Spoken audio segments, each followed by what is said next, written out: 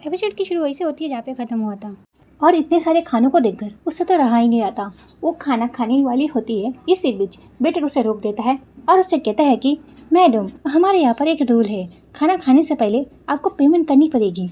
ये सुनकर वो सारा कूपन निकाल कर उसे दे देती है। फिर उससे कहती है कि ये लो। इतने सारे कूपन को देखकर वो वेटर कच्चे के डब्बे को देखने लग जाता है और वो देखता है कि कच्चे का डब्बा खाली है।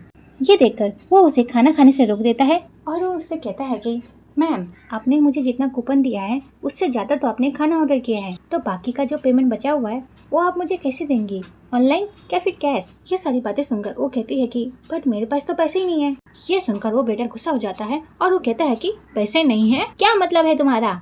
तुम क्या यहाँ पर फ्री में खाना खाने आई हो? फिर वो सबको बुलाने लग जाता है और कहता है कि आइए आइए सब लोग देखिए, ये यहाँ पर फ्री में खाना खाने के लिए आई है। और उसकी बातें सुनकर सब लोग वहाँ पर आ जाते हैं और उसके वीडियो बनाने लग जाते हैं। ये देखकर वो अपना मुंह छुपाने लग जाती है। उसके बाद वो वेटर कहता है कि तुम्हें कैसे भी करके पैसे तो देने होंगे, नहीं तो तुम यहाँ से नहीं जा सकती। ये सुनकर वो कहती है कि तो फिर तुम ये सब खाना यहाँ से ले जाओ, मैंने अभी तक इन्हें छुआ तक नहीं है। ये सुनकर उस वेटर को गुस्सा आ जाता है। फिर वो गुस्से में कहता है कि क्या मतलब है तुम्हारा कि मैं इन्हें वापस ले जाऊँ? ये तुमने ऑर्डर किया है तो तुम्हें इसके पैसे देने पड़ेंगे, और अगर तुम ऐसा नहीं करती हो तो फिर मैं पुलिस को बुलाता हूँ। ये सारी बातें सुनकर तो उसे समझ ही नहीं आ रहा था कि वो क्या करे। उसके बाद तो बेटर गुस्से में कहता है कि हे, तुम कुछ कह क्यों नहीं रही हो? हाँ, अगर तुमने इस चीज के लिए पेमेंट नहीं किया तो मैं तुम्हें नहीं छोड़ूंगा। ये सुनकर हमारी हीरोइन कहती है कि क्या मेरे साथ फाइट करना चाहते हो? ये सुनकर वो बेटर कहता है कि तो फिर तो ठीक है, मैं तुम्हें एक अच्छा लेसन सिखा कर रहूंगा। ये कहकर वो उस पर हाथ उठाने जा ही रहा होता है। इसी बीच हमारी हीरोइन उसे सबक सिखा देती है। और इसी बीच ना हमारी हीरोइन का भाई वहाँ पर आ जाता है और वो कहता है कि stop, don't touch my sister. वो इतना कह ही पाता है कि इसी बीच उसकी नज़र बेटर पे पड़ती है, जिसकी हालत कुछ ऐसी होती है। फिर वो बेटर से पूछता है कि तुम क्या ठीक हो? ये सुनकर उस बेटर को और ज़्यादा गुस्सा आ जाता है। उसके बाद हमारी हीरोइन कहती है कि तुमने स्टार्ट किया था, ठीक है ना? उसके बाद उसका भाई उससे कहता है कि चुप करो। उसके बाद उसका भाई बातों को संभालने के लिए अपना कार्ड निकालता है और कहता है कि मेरी बहन ने जो ऑर्डर किया है उसकी पेमेंट मैं कर देता हूँ, और इस कार्ड में इतने पैसे हैं कि जिससे आप अपने सलून के पैसे भी निकाल सकते हैं, और तो और आपका मेडिकल का खर्चा भी हम ही उठाएंगे। ये सुनकर वो बेटर कहता है कि तुम्हारे गंदे पैसे किसको चाहिए? हाँ, मुझे तुम लोगों के पैसे नहीं चाहिए। मैं अभी पुलिस को कॉल कर रहा हूँ और मैं इस लड़की पर केस करूंगा, और मैं इस बात का भी ध्यान रखूंगा कि ये जेल में सरे। उसके बाद उसका भाई कहता है कि क्या हम इस बात को प्राइवेटली सॉल्व नहीं कर सकते?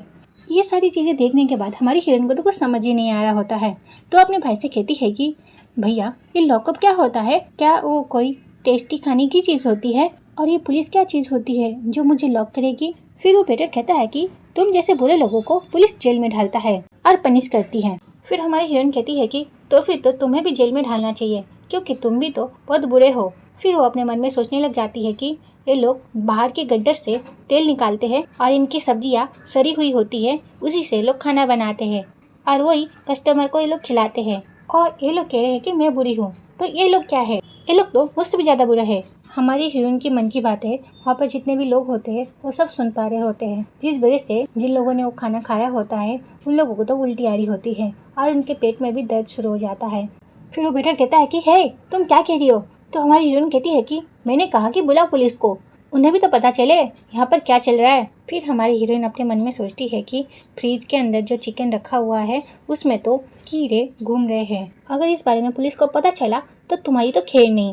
उसकी ऐसी मन की बातें सुनकर वो बेटर कहता है कि बकवास मत करो। और वहाँ पे जो लोग होते हैं वो सारी बातें सुनकर तो उन्हें तो काफ़ी ज़्यादा उल्टी आ रही होती है और उनकी तबीयत खराब हो रही होती है। जब वो बेटर देखता है कि हमारी हीरोइन धीरे धीरे उसका सारा पोल खोल रही है, फिर वो बेटर वहाँ के लोगों को देख कर कहता है कि मैं पुलिस को नहीं बुलाऊंगा, तो फिर तुम लोग ऐसे चले जाओ, समझे? जाओ ऐसे।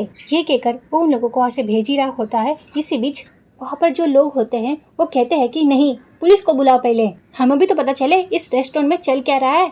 तुम जैसे बेईमान लोगों का तो रेस्टोरेंट बंद हो जाना चाहिए।